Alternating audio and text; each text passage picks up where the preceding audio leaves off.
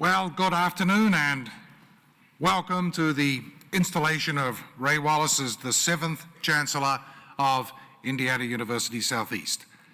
An installation such as this is an extremely important event in the life of a university.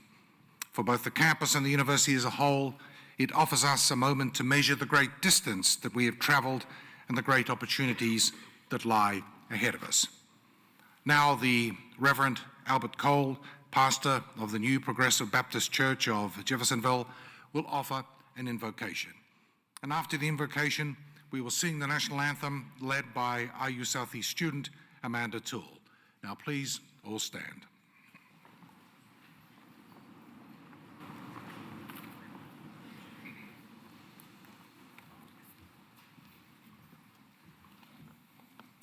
Let us pray. Dear wise and loving Father, first let me say thank you on behalf of all who are gathered here today. We come before you today to give you honor and praise. You are worthy of praise.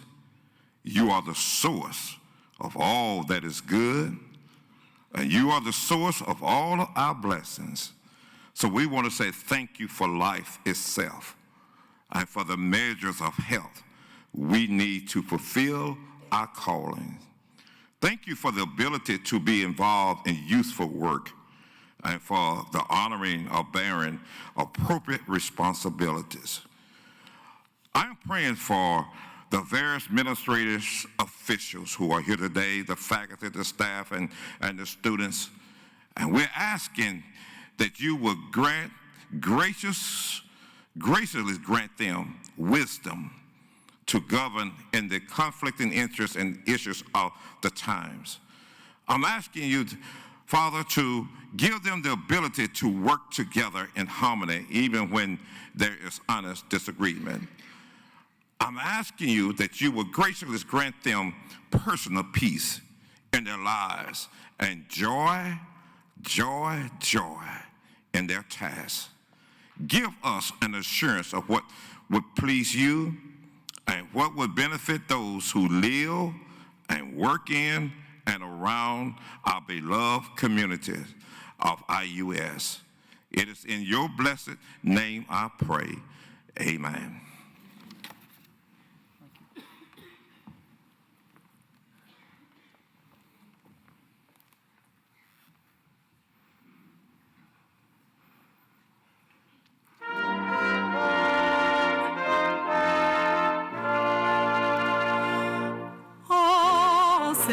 Can you see by the dawn's early light what so proudly we hailed at the twilight's last gleaming, whose broad stripes and bright stars through the perilous fight o'er the ramparts were so gallantly streaming, and the rockets quickly, the bombs bursting in air, give proof to the night that our flag was still there. Oh, say does that star-spangled banner yet wave o'er the land of the free and the home of the brave?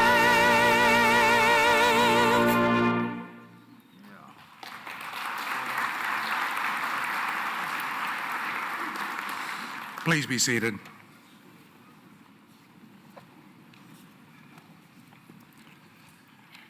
Well, as I look out on the audience today, I am delighted to see so many friends of Indiana University here with us, and thank you all for joining us. Many of the trustees of Indiana University are with us today, and as I introduce them, I ask them to stand and to remain standing and please hold your applause until all have been introduced. Randall L. Tobias of Carmel, Chair of the Trustees, Mary Ellen K. Bishop of Carmel, Vice Chair of the Trustees, Philip N. Eskew Jr. of North Webster, Janice L. Farlow of Indianapolis, our Student Trustee, Michael J. Miro of Fort Wayne, Andrew F. Moore of Indianapolis, and Patrick A. Shoulders of Evansville. Please join me in greeting our trustees.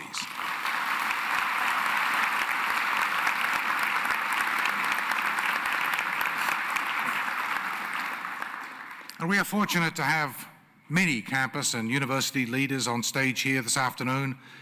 It would take a very long time to introduce all of them, so I refer you instead to your program booklets where all their names are listed.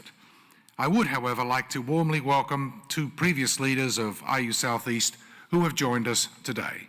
Again, I ask each to stand for our greeting, and I ask that you hold your applause until both are standing. Chancellor Emerita Sandra R. Patterson-Randalls and Barbara A. Bickelmeyer, recently the Interim Chancellor of IU Southeast. Please join me in welcoming them.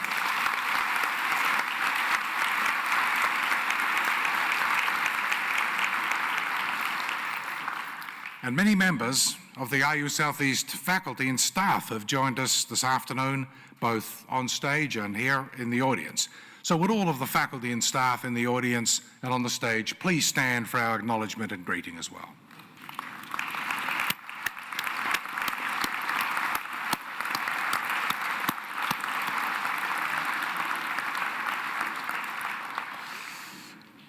It's also a great honour to welcome members of Chancellor Wallace's family who have joined us for this important occasion, and I wonder if all members could stand for our greeting as well too, please.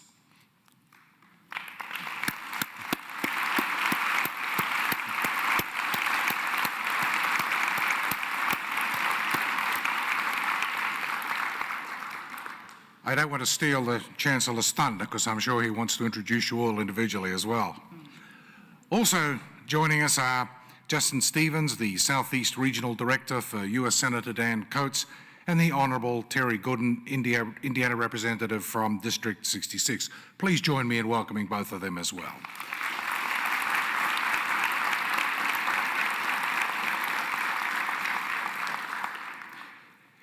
In 1968, a statement submitted by then IU President Elvis Starr to the IU Board of Trustees outlined the administrative process by which IU's extension centres, as they were then known, would become IU's regional campuses. Historian Thomas Clark called the document one of the most important organisational documents in the history of Indiana University. Although the Southeastern Centre of Indiana University, as it was then known, was already referred to as a regional campus of IU at that time, the document gave IU Southeast its current name, established the Chancellorship, and also, in Clark's words, specified the manner in which the whole educational concept of a modern public university could be given broad application in a state. Today, as we celebrate the installation of Ray Wallace as the Chancellor of Indiana University Southeast, we also celebrate a campus that continues to fulfill its regional and statewide missions with the greatest of success, a campus that continues to assure access to an education of the highest quality, and a campus that continues to exemplify the manner in which the educational concept of a modern university can be given broad application across the state. For more than 4 decades, the regional campuses of Indiana University have made vital contributions to their regions and to the state of Indiana. They've become an indispensable part of their communities and of their regions. And today, the regional campuses collectively enrol about 1/3 of all IU students. They provide an excellent education to nearly 40,000 students a year, the vast majority of whom are Hoosiers and many of whom are non-traditional or first-generation students. They are increasingly a first choice for some of the best and some of the brightest high school students in the state.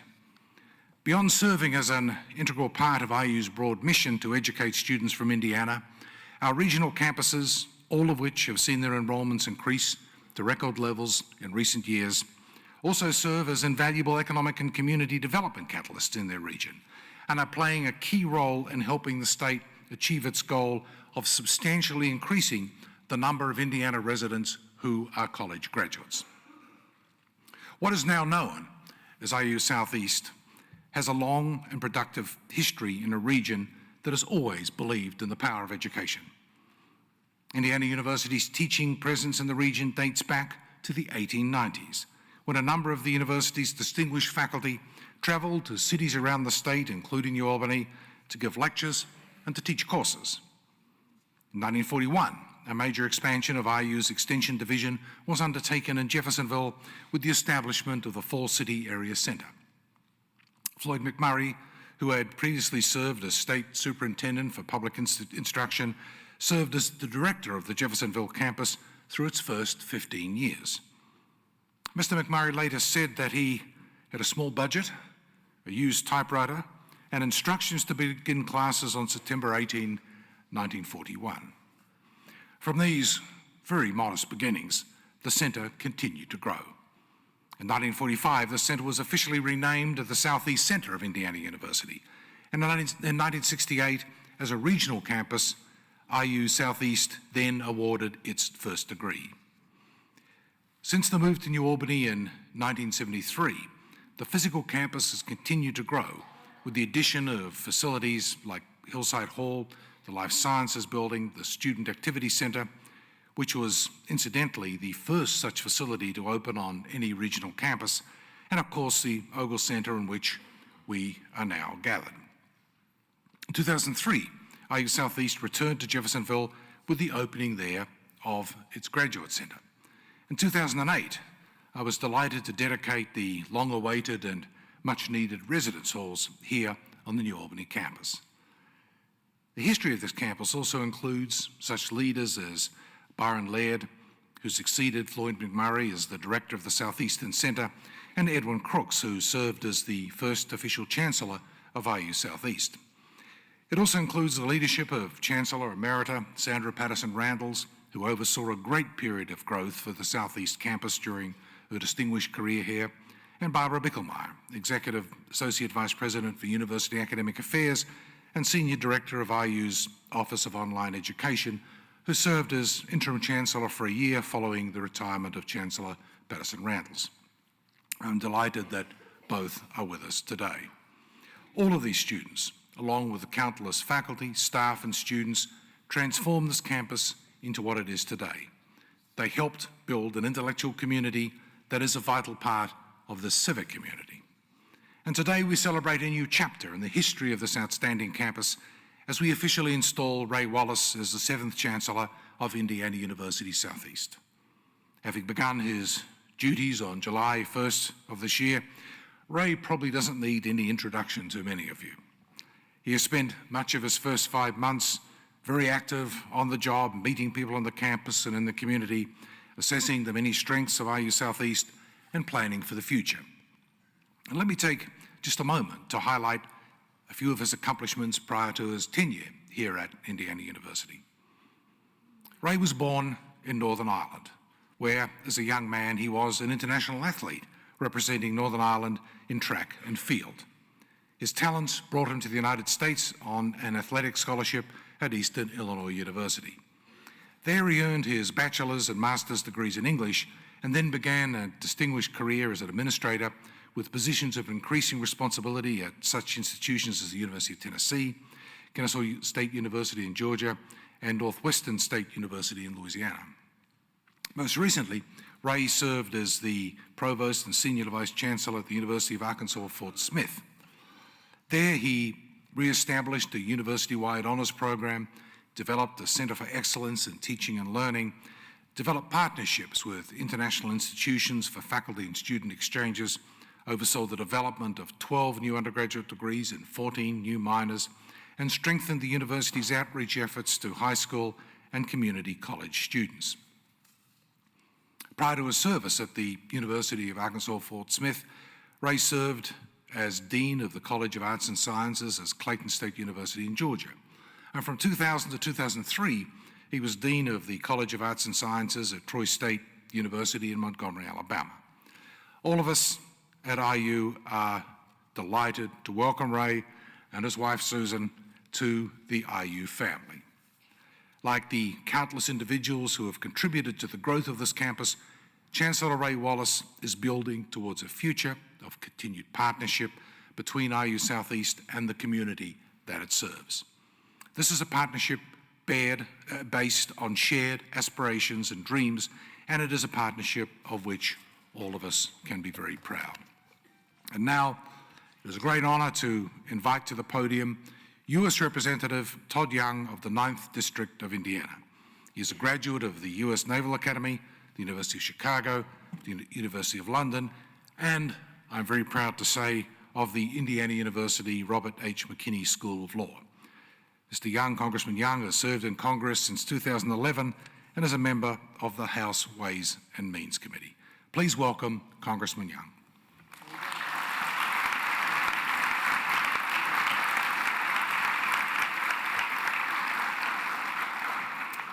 Mr. President, thank you. Chancellor, good to be with you, sir. Students, faculty, friends, neighbors, champions of Indiana University, bless you all. This is a fine day in the history of this regional campus, a fine day for all of us who want to see Southern Indiana and this region more generally thrive. I'm here to offer encouragement, to offer my appreciation to Ray Wallace for serving in this capacity. I've had an opportunity to visit with Ray on many occasions. He's an accomplished man. As we just heard his biography, he's a scholar, he's a leader, he's an administrator, he's an accomplished athlete, and one need not fear, I think, having spent a little bit of time with Ray Wallace, that this man will stand behind a desk for the next several years. I think this former internationally renowned runner will continue to run and advance this agenda to grow this campus and serve this community in every manner possible, and I'm here to celebrate that as well. Ray Wallace, above all things, I think, if you look at his professional history, is a servant. He cares deeply about others, he cares about ideas, and he cares about helping others and instilling in them the ideas, the talents, the skills that they'll need to thrive in this increasingly competitive economy. The world, of course, is changing. Our economy is competitive across international boundaries. Skills are becoming outmoded on a more rapid basis than they were in even one generation or two generations prior. And so the manner in which our citizens acquire skills is also changing. The importance of vocational education is something we're all becoming familiar with. Online courses, community colleges, and of course, regional campuses are essential to serve Hoosiers and everyone in this community. It's important that we offer a curriculum that meets the needs of local employers, that fulfills the hopes, dreams, and aspirations of all our local citizens, and that allows people to, frankly, satisfy the American dream as they might personally define it. I think that Ray is eminently qualified to help advance this mission. I thank him for his willingness to serve, and I'm happy to be here on behalf of Indiana's 9th Congressional District to wish him every success in this future endeavor. God bless you all.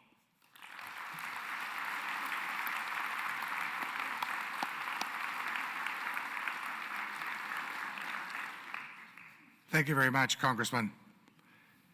Our next two speakers represent New Albany and Floyd County in the Indiana General Assembly. Representative Edward D. Clear of the 7th District of Indiana is a graduate of Indiana University Southeast. Mr. Clear was elected to the General Assembly in 2008, and he chairs the Committee on Public Health, as well as serving on the Education and Public Policy Committee. Senator Ron Grooms of the 46th District of Indiana was elected to his office in 2010, and he is the ranking member on the Committee on Homeland Security, Transportation, and Veterans Affairs. He is also chair of the Transportation Subcommittee and a member of several other committees as well, including Commerce, Economic Development, and Technology. Each will speak without further introduction, so please welcome Representative Ed Clear.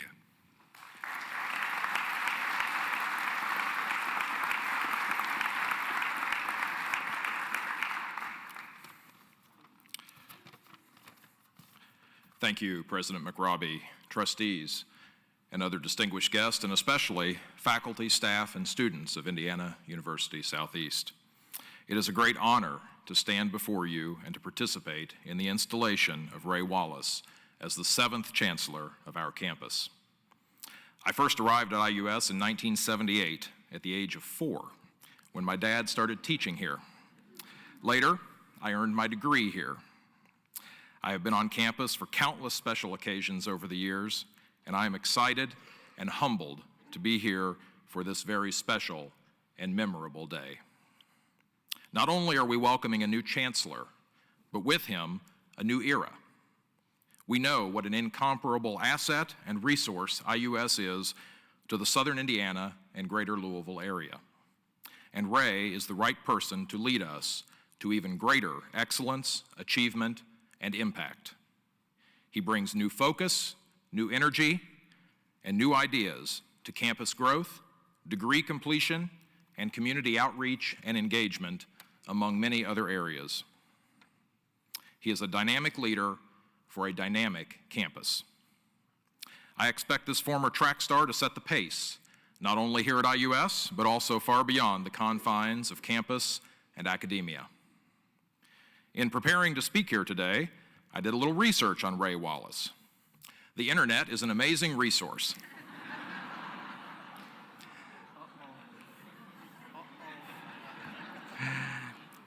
As you will see in your program, Ray is, among other things, a photographer.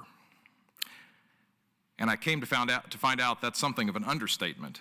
If anyone snatches him away from us, it's less likely to be another university than National Geographic magazine. He truly has a gift, and I encourage you to Google Ray Wallace photography and check out his work. One of his photos is of a sign. Take care. You are entering remote, sparsely populated, potentially dangerous mountain country. Please ensure that you are adequately experienced and equipped to complete your journey without assistance. No, it wasn't taken outside a campus administration building. Ray shot it on the Isle of Skye in Scotland. I am confident that Ray Wallace is more than adequately experienced and equipped to complete his journey here at Indiana University Southeast. But he will not journey alone. I will be one of many who will be ready to provide assistance and support as needed. In Ray's photography, I see a keen eye for detail, an awareness of the bigger picture, a deft ability to frame his subject, and a singular vision of the world around him. And I know that he brings these same qualities to his role as Chancellor. Welcome, Chancellor Wallace, and congratulations. I look forward to your tenure and leadership in this special place. Thank you.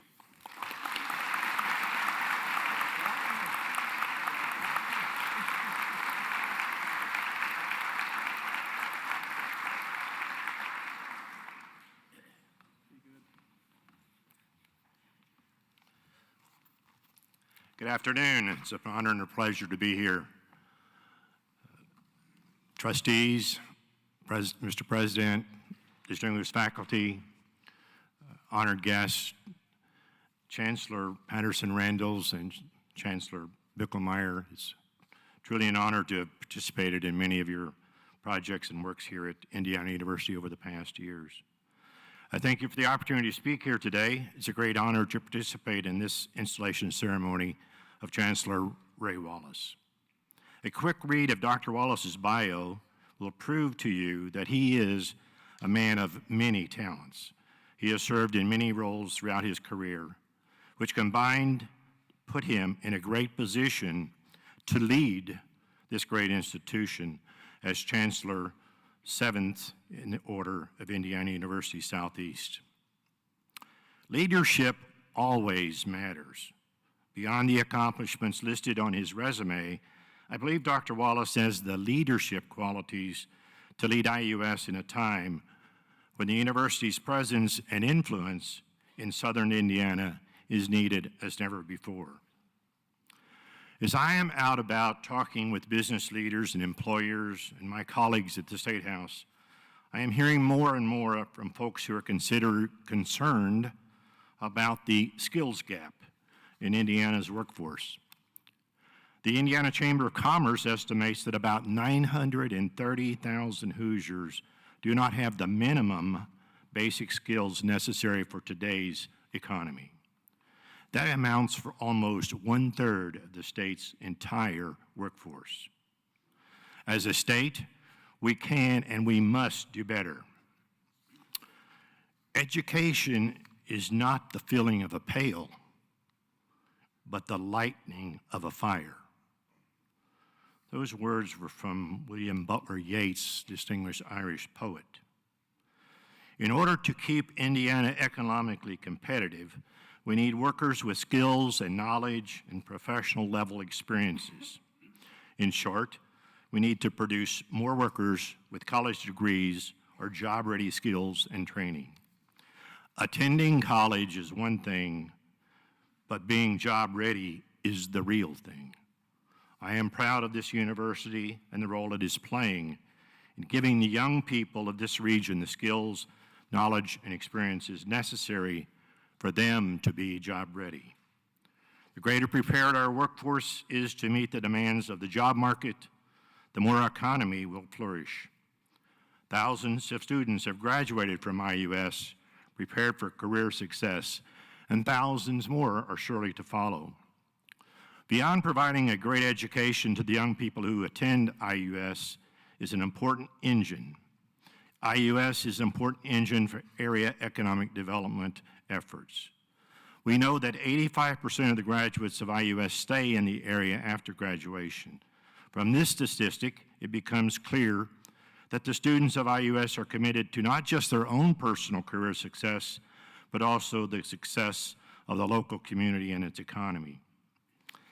As it has been said many times before, there are no strangers here, Dr. Wallace, only friends you haven't yet met. As the region's economy continues to grow and change, new leaders will need to step up and take active roles within their communities. IUS graduates are in a great position to be the next great class of leaders, and it is my hope that under Dr. Wallace's leadership, IUS will fervently be committed to preparing students to not only be job ready, but also to be leadership ready as they go into our communities. As a state legislator and state senator, I look forward to working with Dr. Wallace and the IUS team while playing my part to meet the challenges facing our region as it continues to grow. And as a community member who cares deeply about this state and Southern Indiana particularly, I look forward to seeing how an IUS education will continue to impact the lives of its students. In closing, I want to give heed to IU Southeast vision statement: to shape the future of our region by transforming good students into great leaders, one graduate at a time. Dr. Wallace, do not wait to strike till the iron is hot. Make it hot by striking. Dr. Wallace, I'm excited to witness your work one graduate at a time. Congratulations, and God bless you. Thank you.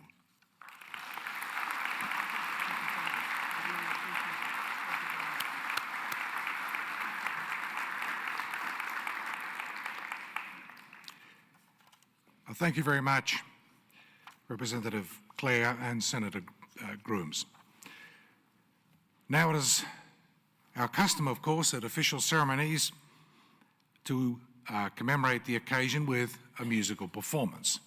And the Indiana University Southeast Commonwealth Brass Band will perform, appropriately, Reflections of Ireland by Lloyd Connolly. So please join me in welcoming them.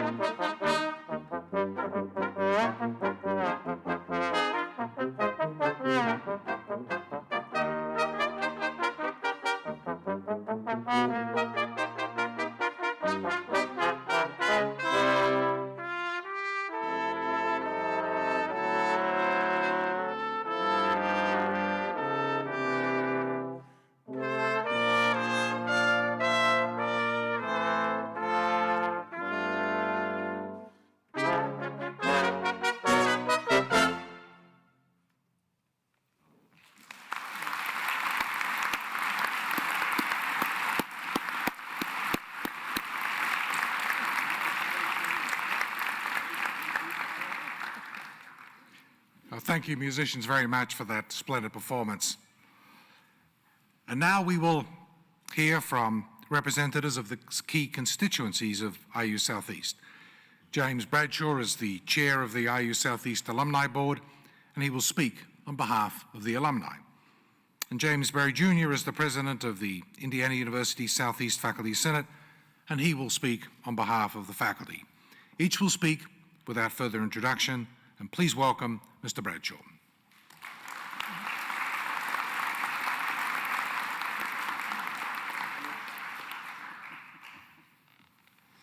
Thank you, President McRobbie. Chancellor Wallace, on behalf of all Southeast alumni, I'm honored to officially welcome you to IUS. During your short tenure here, many of us have already witnessed your commitment and enthusiasm for educational excellence, student and alumni involvement, and community service. We look forward to unprecedented growth and prosperity for IUS. To me, your leadership style brings to mind a quote by author Clarence Buddington Kellen, made in reference to his father. He didn't tell me how to live. He lived, and he let me watch him do it. This image is such that it's not for you to walk in front of us or run in front of us, leading us by the hand, nor should you be trailing behind, pushing us along. Instead, your leadership is personified through your every deed and every word, each day, every day, walking alongside every member of the IUS family. And I sense the making here of a wonderful legacy. And I'll close shortly with this. It's a bit of Irish wisdom. It's a toast.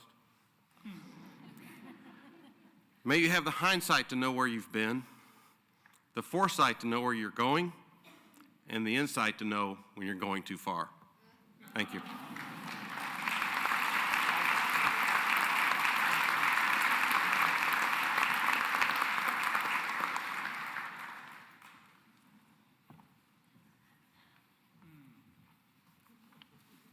Thank you, President McRobbie.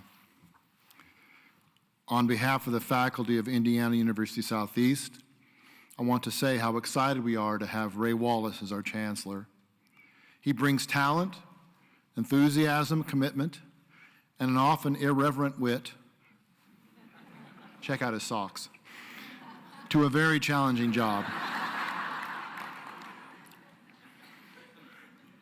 One sometimes hears that Indiana University Southeast is a hidden jewel. This is not one of Dr. Wallace's favorite expressions. As a matter of fact, he detests it. In his first 6 months, and I'm giving you credit for December, Ray has done everything in his power to expose this hidden jewel, to let the greater community know that the faculty, staff, and administration of Indiana University Southeast stand ready to serve the role of leaders and partners in the many challenges that face us all. There are many areas of opportunity: economic development, community engagement, sustainability initiatives, and so forth. There is much to do, and Ray has set the tone for the common work to come. Now more than ever, universities in this country are expected to justify their existence. It is not enough that we strive to teach students and conduct research, not enough that we help students develop their critical and moral powers. These traditional expectations of the university are no longer a sufficient reason for us to be supported. Now we have to be entrepreneurs, prepared to show how our educational work is directly relevant to economic enterprise. In other words, we must make our value to the community abundantly clear. We must build partnerships and alliances. And finally, in the era of diminishing support from the state, many of us will have to accept significant roles as fundraisers. I know I speak for all my colleagues when I say we look forward to working with our new Chancellor in all these endeavors. Under his leadership, the future of Indiana University Southeast is brighter than ever. Thank you.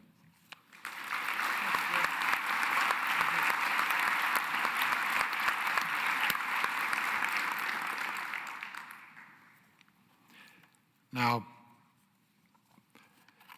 thank you, Mr. Bradshaw and Professor Barry as well.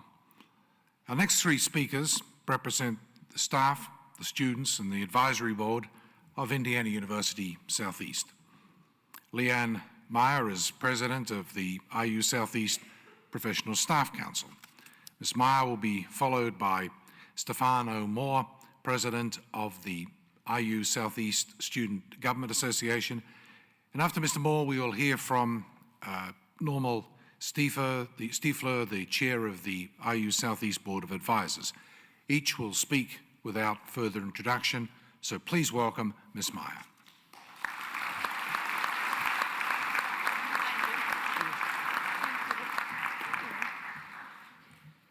Good afternoon. Am I going to speak to me? I'm so proud to be here to represent my colleagues on this very important occasion. So writing and words have always been important in my life, even when I wasn't aware of how connected I would be to words and how words can truly connect us all. As a young girl, I, like many others, loved to hang posters in my room.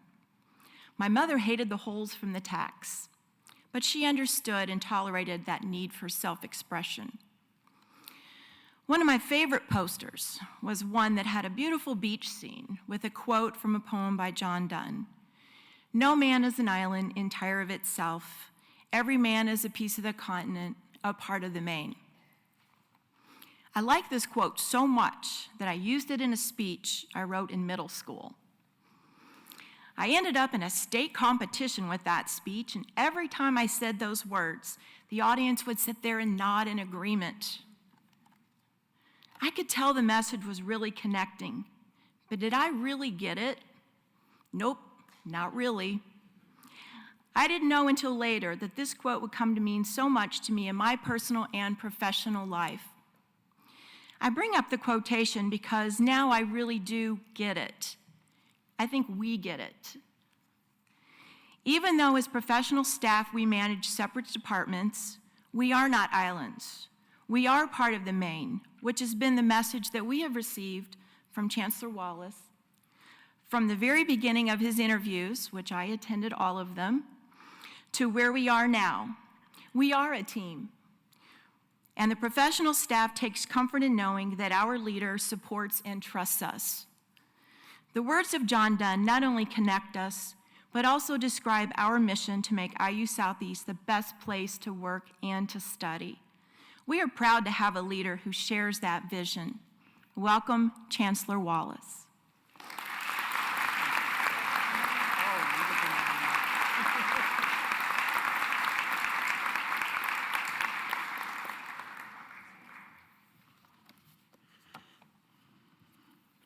Speech is upside down, sorry.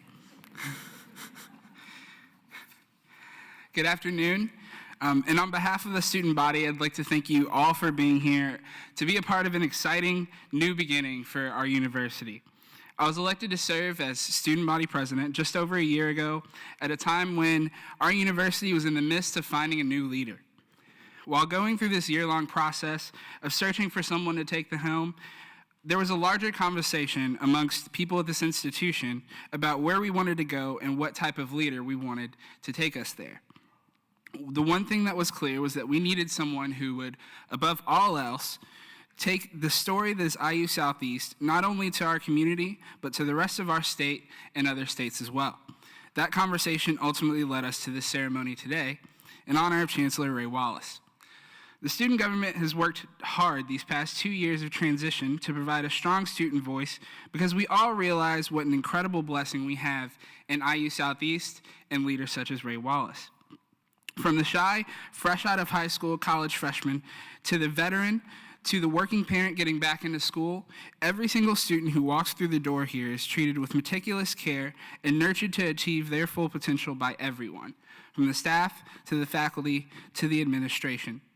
I have an endless number of friends whose lives have been changed by this university. That's why I love IU Southeast, and why I cannot be more excited to have Chancellor Ray Wallace as our leader, a leader who will continue to change the lives of many more of my friends and many more of members of our community. His tireless work ethic and commitment to student-centered education make him the perfect fit to lead our school to bigger and brighter horizons. We have an incredible story to tell here, and if there's anything that has been made clear over the past few months, it's that we have the right man to tell that story. Chancellor Wallace, on behalf of the student body, thank you for all that you have done and all the many things you will continue to do for us. And as a token of how much we appreciate the work that he's already done and will continue to do, we'd like to present you with this. So, thank you. Your wife said you didn't have an IU tie yet, so.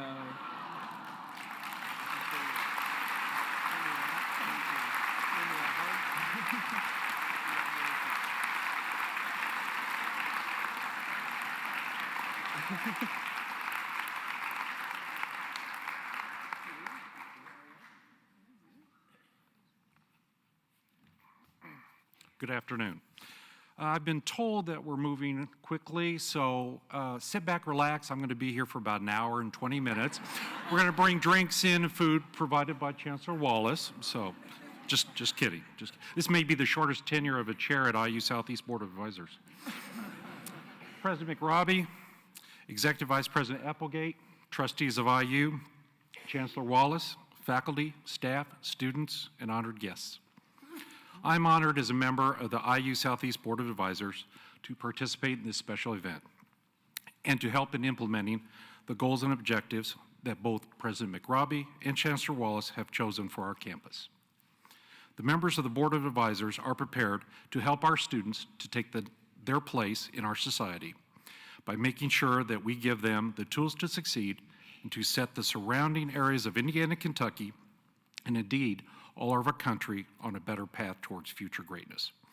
To our students, I am reminded that college is something that you complete. Life is something that you experience. So don't worry excessively about your grades or your studies or what kinds of success you will have in life. Once you've graduated, people will no longer be giving you letter grades. Your success will come from what you've learned here at Indiana University Southeast and how you implemented what you've learned. The Board of Advisors, along with Indiana University, promises to make sure that when you graduate, you'll be ready for your future and the success that it will bring you over the many years to come. So in closing, Everyone here at Indiana University Southeast and at IU, especially Chancellor Wallace, is dedicated to our current and future students and are eager to do whatever we need to help them to succeed in their future endeavors, whatever they may be. Thank you.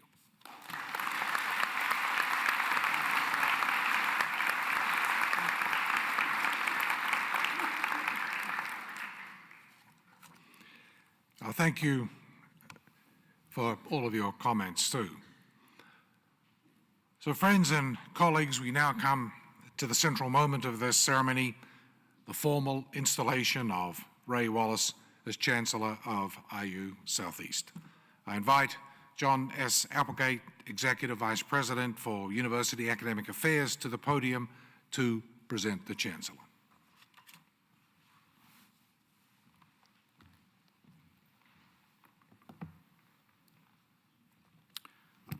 Thank you, President McRobbie. In the epilogue to his 1973 book on the history of IU Southeast, Gerald Hafner, who was for many years a professor of history at IU Southeast, posed the question, what type of school will IU Southeast be in the future? Noting that the question involved too many imponderables for a historian to answer with precision, Professor Hafner went on to write, the years ahead may be filled with challenges. There may be periods of transition and adjustment. However, challenges and obstacles have been overcome in the past. Whatever the future holds, he wrote, there will be an air of educational excitement for Southern Indiana. For those of us who are at IUS, Hafner continued, we are confident that there will be an expansion of growth and service. IU Southeast has played an important role in the past. We eagerly anticipate a role of greater significance in the future. Today, more than 40 years after Professor Hafner wrote those words, the air of educational excitement remains strong in Southern Indiana. IU Southeast has indeed experienced an expansion of growth and service, just as Professor Hafner predicted. Moreover, because the work of making a university is never finished, all of us eagerly anticipate still greater things for the campus in the future. As the new chancellor himself put it recently, and as Professor Berry reminded us, the days of being a hidden gem need to be over. Today, IU Southeast and her sister regional campuses are part of the fabric of their communities and regions, and they are part of the fabric of Indiana University. They provide an education that is innovative, flexible, and accessible to a wide range of qualified learners. And nowhere is that impact felt more greatly than in New Albany and Southeast Indiana, where Indiana University Southeast provides the resources of a large public university combined with the close-knit learning environment that's more typical of smaller institutions. Nearly 90% of IU Southeast alumni stay in the Southern Indiana or the greater Louisville metropolitan region after graduation, using their new skills and knowledge to strengthen the local economy and enrich their home communities. A recent study estimated that the overall economic impact of the operations of IU Southeast on the state of Indiana is more than $124 million annually. But far more importantly, IU Southeast students, faculty, staff, and alumni contribute in countless ways, large and small, to the civic, economic, and cultural life of this region and the state. In fact, the Ogle Center, where we are gathered today, and the many spaces and programs within it exemplify nearly all those types of engagement. IU Southeast is truly part of the fabric of this region. Of course, if IU's regional campuses are to continue to thrive, it is imperative that they have strong and effective leaders.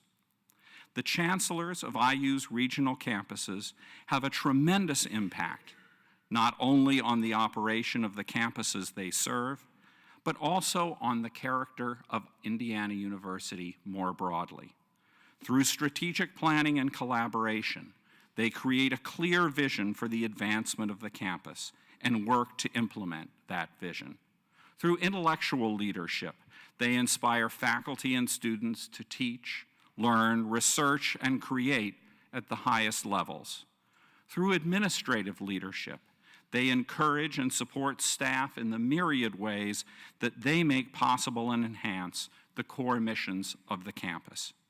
And through outreach and communication, they weave the campus community together and weave the campus into the community and region.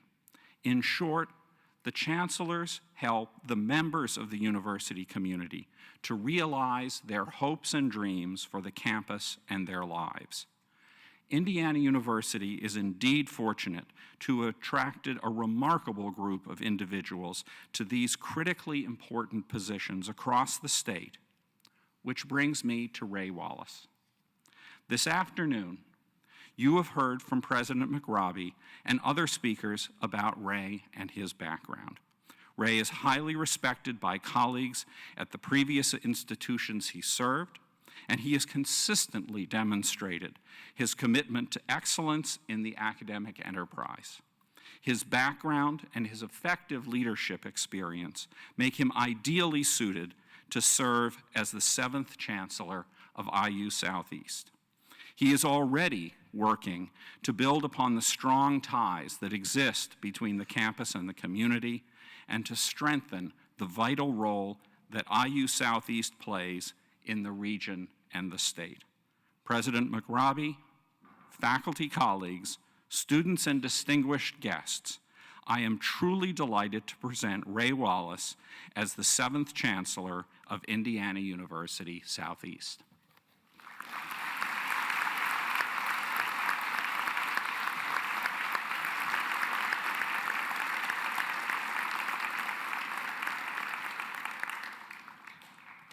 Thank you, Executive Vice President Applegate.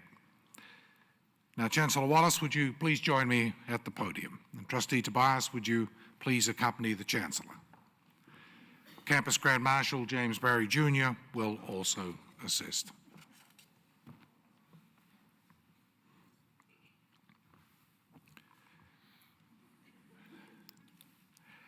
Ray Wallace, the responsibilities of stewardship are well known to you. Your education and experience as an academic administrator have prepared you for the leadership of this wonderful campus of Indiana University. We look to you for guidance in achieving the purposes of Indiana University Southeast and of strengthening the campus.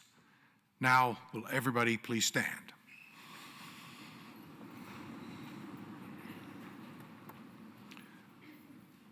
Ray Wallace, by virtue of the authority vested in me by the trustees of Indiana University, I hereby install you as Chancellor of Indiana University Southeast. I place upon you the powers, duties, and responsibilities of this high office and entrust you with the authority to govern judiciously. So, ladies and gentlemen, please join me in congratulating Chancellor Wallace with a round of applause.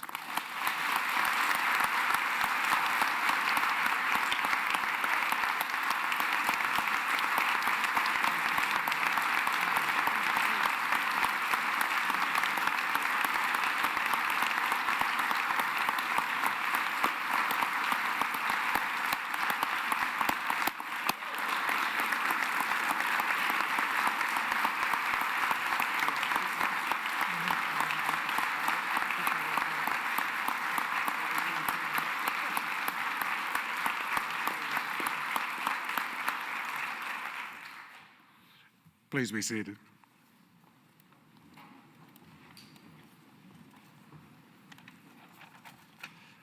So, ladies and gentlemen, I present to you Ray Wallace, Chancellor of Indiana University Southeast. Thank you, thank you.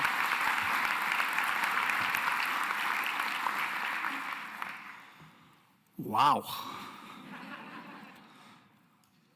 Bagpipes, brass band playing Irish music, not a pint of Guinness to be had. Maybe later. It is simply wonderful to see so many people here today for my installation as the 7th Chancellor in the history of Indiana University Southeast. This is a wonderful campus with much to be proud of, and I am delighted to be on this stage with so many people who wish our campus only the very best. While many introductions have already been made, I would like to take this time to acknowledge several people who have supported me in this journey. Obviously, I would not be standing here today if it were not for President McRobbie. I admire his vision for IU, and I look forward to working with him to make the IU family even stronger.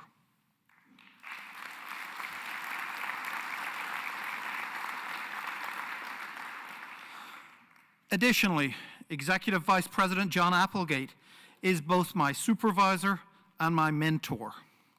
He has supported me when I needed guidance, and I have enjoyed working with him and all the other regional chancellors. Thank you.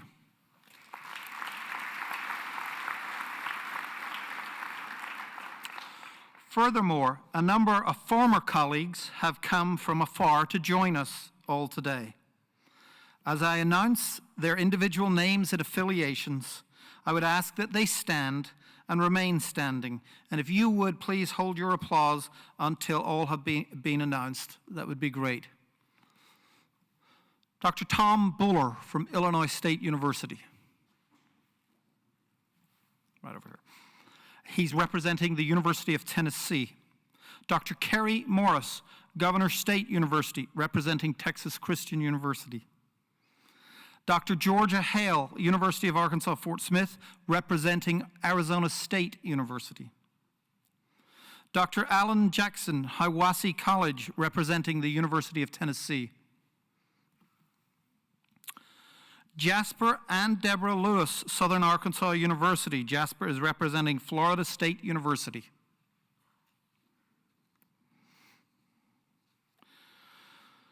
Darrell Morrison, University of Arkansas, Fort Smith, representing Henderson State University. I want you to take special note of Darrell Morrison. After these proceedings, I don't want you talking to him about anything about what I've done in the past. He is to be avoided at all costs. Dr. Janice Nylub, Illinois State University, representing the University of Illinois, and my former major professor at Illinois State. Joe and Kimberly Robinson. Dr. Robinson is representing the University of Arkansas, Fort Smith, and representing, Idaho State University. Dr. Gary Ross, Texas A&M University, Central Texas, representing University of Texas, representing Texas A&M University. Mike Woodhouse. Is Kathy here?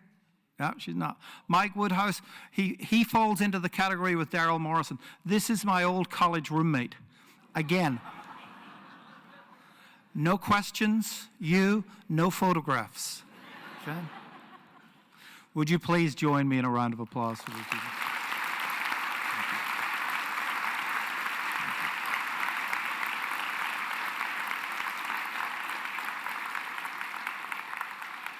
While my family has already been recognized, it would be remiss of me not to repeat how pleased that I am that they're here. To my wife, Susan, I say thank you. This has been a long journey for us, and I appreciate you being by my side all the way. We found home. Thank you.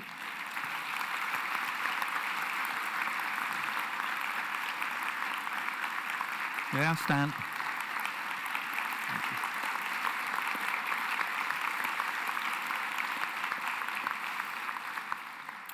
I'd like to acknowledge my son, Reed, and daughter-in-law, Jill, for their ongoing support and encouragement. Would you please stand?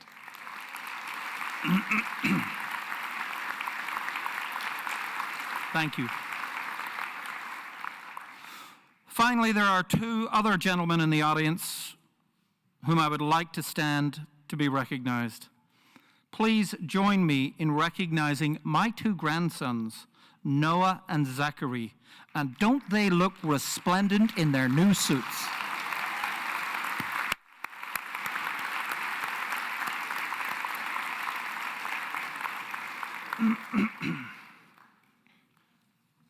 They're wearing red ties too. Our campus community has shown me overwhelming support since I came on board in July, and I would like to recognize some key groups. Please stand as your group is called. Members of the IU Southeast Board of Advisors who have been valuable resources and have become dear friends. Would you stand?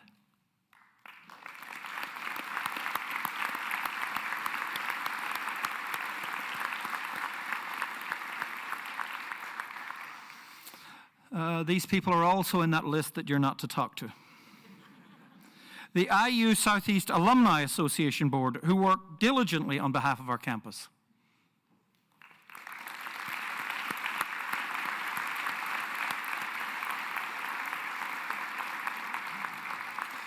And finally, the Student Government Association, many of whom I've had the pleasure to work with and who do a fabulous job leading our student body. Where's my student government? Oh, here we go.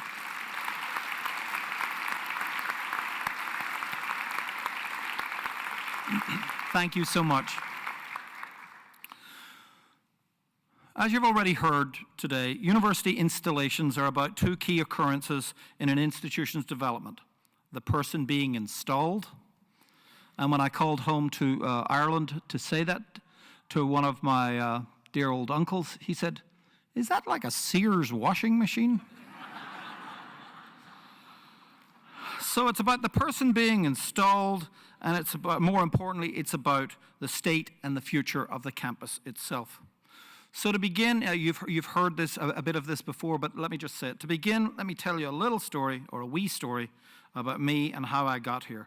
Don't worry, this won't take long, since the second half of the talk, the part about the importance of the regional campuses, and this one especially, is, as I say, much more important.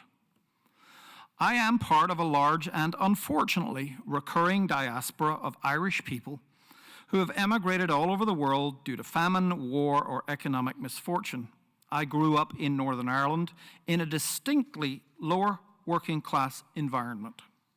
I was raised first in what many of you would recognize from the old black and white movies as a World War II era Nissen hut, a cold, poorly constructed, prefabricated, that's easy for me to say, dwelling. Later, after my parents gained some degree of social equality, we moved to what most of you would recognize as a large public housing development. My parents were poorly educated. My father left school, as was the fashion, at 14. However, they both recognized that educational attainment was a way out for their sons, and they made huge financial sacrifices so that my brother and I could attend a very proper English-styled grammar school, and that we passed a string of national exams to remain firmly on the university track. Through hard graft and great teachers, I became a fairly good student in Northern Ireland. Really, most probably because there was very little else to do, given shootings, bombings, acute sectarianism, and the day-to-day fear of the Troubles. That will focus your studies, students. I did pass enough exams to gain admission into universities in both parts of Ireland, but the violence worsened. My initial escape, however, was that I was an accomplished track athlete. For the record, I know many pounds ago and many years ago. But I did win national titles in both of the Irelands and represented my country in international track and field competitions. My real escape, however, was when several American track coaches came to Europe to recruit athletes, and I was recruited. Consequently, I arrived in America in the 70s, the late 70s, to attend Eastern Illinois University, a fine example of a regional campus on both athletic and academic scholarships. Apart from the usual cultural differences with which I had to struggle, it quickly became clear to me that in this country, a person could reinvent himself through hard, but more importantly, smart work. I threw myself into my studies with a vigor most likely fueled with equal parts homesickness and a fear of failure.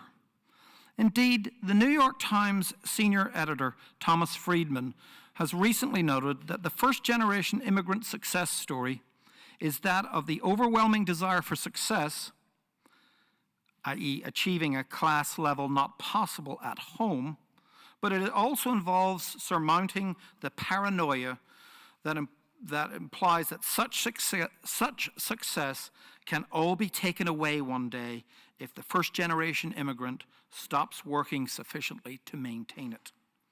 Friedman calls on our next generation of native-born Americans to start working as hard as their first-generation immigrant peers. And surprise, surprise, I agree with him. I was driven by the same defined immigrant desire to succeed in this country. Those of you who know me well know that even after attaining U.S. citizenship, I work hard every day, but that I also look over my shoulder every day to check out the gaining competition or the target on which to aspire to. Immigrant paranoia, perhaps, but it hasn't failed me yet. To cut a long story short, I finished an undergraduate degree in 3 years, a master's in 1 year, and a doctorate in 3.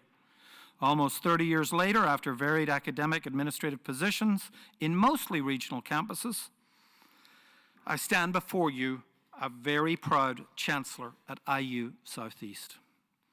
However, as I've mentioned in my introduction, this installation has really more to do with the importance of the regional university, and this one in particular. The growth of the U.S. regional university is a picture of the expansion of American higher education, if you will.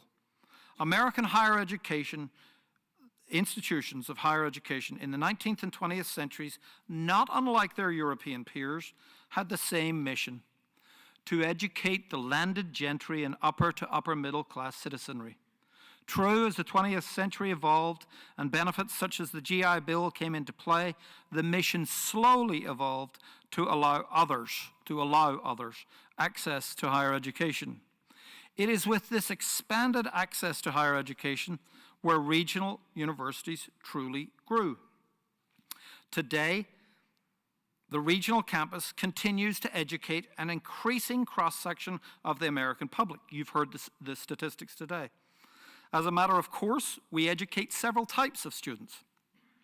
High school students who desire university credits before they enter full-time higher education. Traditional 18-year-old university student who does not want to move away from home. Returning military veterans. The working adult who, because of employment constraints, does not want to leave the community. And out-of-state and in-state students who see the availability, proximity, and superiority of an IU degree without the necessity of traveling too far from home to gain it. A few months ago, I gave my campus and its community leaders a summary of my vision for this campus. Here is an overview. Faculty, roll your eyes, go to sleep, it's okay, this won't take long. Here's the overview again. I know you've heard it all. In the next 10 years, we should see a significant increase in enrollment. We need to capture a larger share of the currently enrolled high school students so that they take more college courses while still in high school, and they take them from us. We need to offer these courses either on their campuses or have these students come to us. We need to capture a larger percentage of Kentucky students. We need to attract a larger percentage of working adults to degree completion programs and to graduate programs. We need to increase our on-campus housing to accommodate the growing interest there. We will need to have consolidated learning centers in all the Indiana counties we currently serve. That means physical spaces in each of the service counties to offer undergraduate and graduate programs. We will need to increase the size of our campus in downtown Jeffersonville to serve more adults who are working in downtown Louisville. We will need to change our philosophy about how we serve our students, and we're doing that. I'm not the first person to suggest it. We will have to become more customer savvy about how and when we educate. Different schedules will be needed for different populations. We will need faster undergraduate and graduate degrees, using summer school as a traditional semester, using winter break and summer breaks as times when we can offer additional classes. We will need to understand that more and more of our students do not want and will not sit still long enough to come to class to view the sage on the stage. Some will still want that. And not everything needs to be online, but many of our prospective students don't want that. Therefore, hybrid classes and totally digital classes, programs, and degrees must be the order of the day. We must look at adding some of these. We will need to bring our programs to the students who want them, whether digitally or face-to-face. And we will need to be out there at UPS, at Ford, at River Ridge, to name just a few. We will need to become more connected to our communities. We're getting there.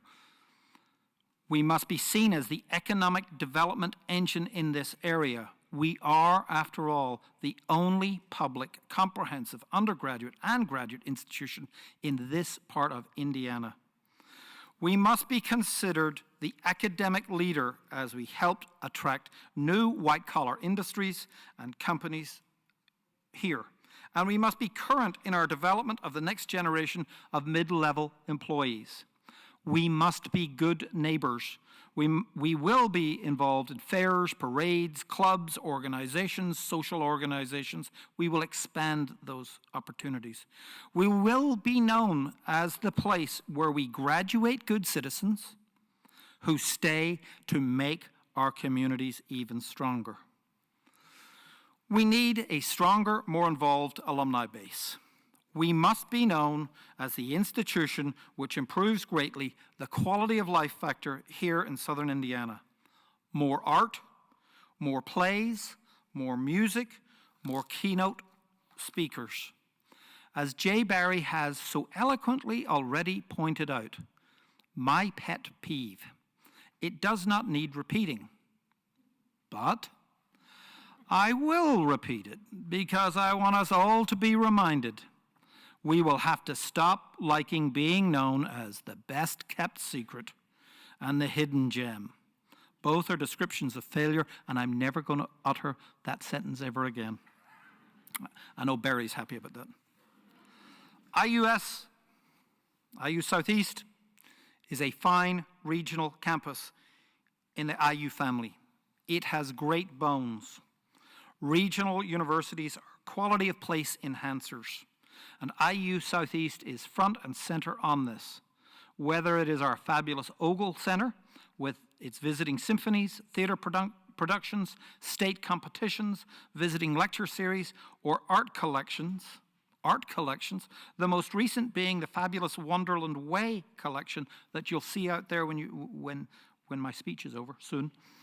A collection made possible by the generosity of Don and Kathy Smith, and they're in the audience right there. Would you stand, please?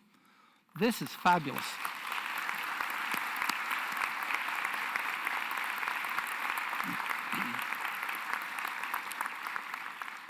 Don has also recently been elected to the Board of Advisors, so we're really pleased there. We want our community to go out to our athletic facilities. We have nationally ranked men's and women's sports teams. We are here for the communities we serve.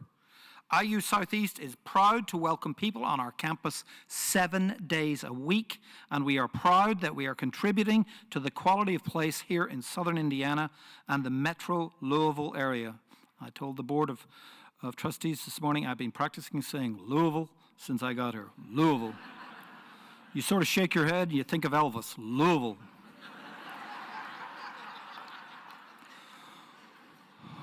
We graduate great students who become great citizens, and we will continue to do so. But we need to dream bigger to attract even more. At regional campuses, our faculty are teacher scholars who instill in our charges that higher educational attainment will lead to enhanced opportunities. We, along with all our other regional partners, work to meet our unique student population right where they are, in the communities we serve and with the resources we have. As I've said, IU Southeast is a great institution with a wonderful family. Within a wonderful family, IU Southeast will become even stronger in the future because we, our faculty, staff, and our supporters and our students know we can be better. I am honored to be the Chancellor of this campus. I am honored to work with the faculty, staff, and students of our great campus. I am honored to work with the donors who continue to support our campus. Simply stated, I am honored. Thank you all.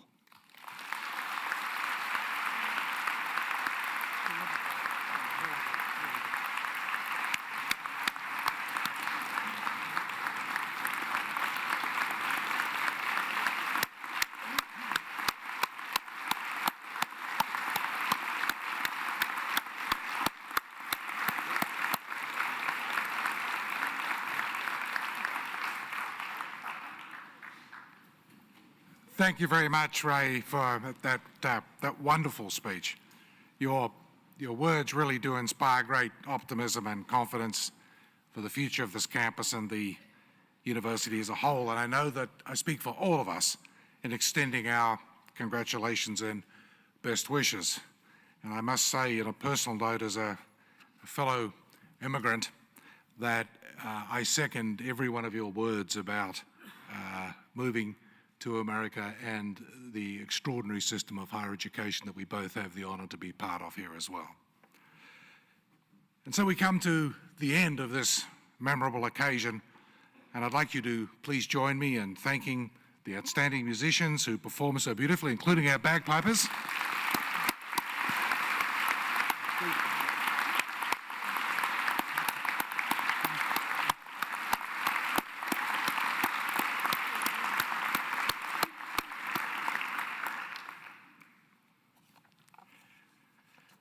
I'd also like to thank Dave Calvert and Josh Rogers, our sign language interpreters. Thank you very much, gentlemen.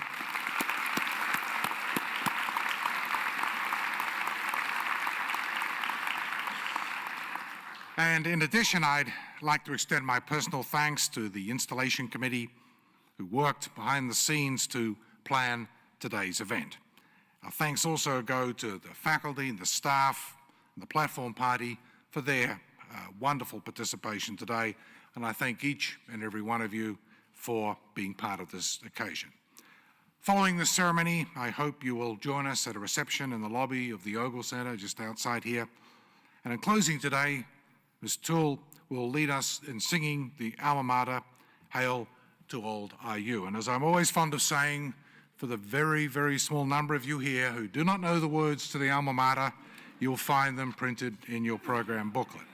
So please all stand, and please remain standing at your seats after the alma mater until the platform party and faculty have left the building. Thank you very much.